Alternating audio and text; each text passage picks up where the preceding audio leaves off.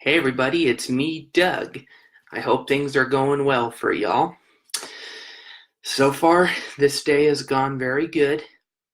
I avoided a near disaster and it turned out very well, and I'm just enjoying the day and making the light of my life with Asperger's. And looks like this weekend in the Cup Series, we're going to be at the Michigan race.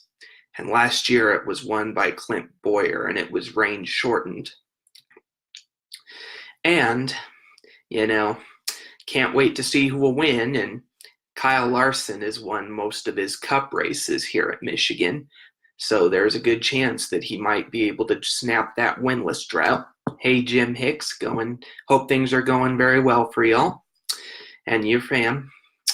So yeah, we're in Michigan, and other guys who have won there are Kevin Harvick, and there's also Kyle Busch has won there, and so is Joey Logano. And to be honest, though, the guy that's yet to win at Michigan and his home track is Brad Keselowski.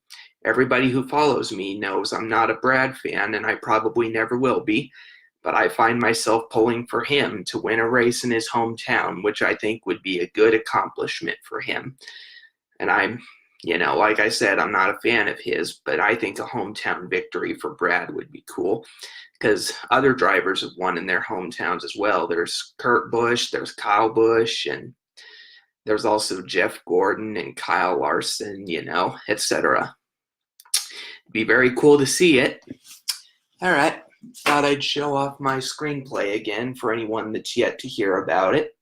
This is my longest and biggest work of literature. It's called Mose and the Great Escape, and it has a celebrity endorsement from Andy McPhee, a veteran Australian actor that I know and that I study under. And it also has an endorsement from, let me remember who it is, Brendan Monk, who is a developing actor that I know. Again, this is my screenplay, and so everybody knows it's done by me. There's my picture on the back of it. Although in retrospect, I wish I would have used a better picture than that. But at the time, it was the best one I had. And it's my homecoming picture. And every time I see that photo, I almost cry tears of joy because homecoming was the greatest day of my life. It was very nice to go to a party for the first time in years with a lot of people. That was pretty cool. And another thing I'd show off is my very first work of literature, From Green Flags to Blue Flags, and I'm currently developing a sequel for it.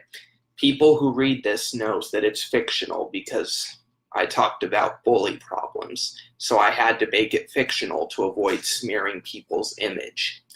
However, it talked a lot about my struggles in school and a lot of the injustices I faced.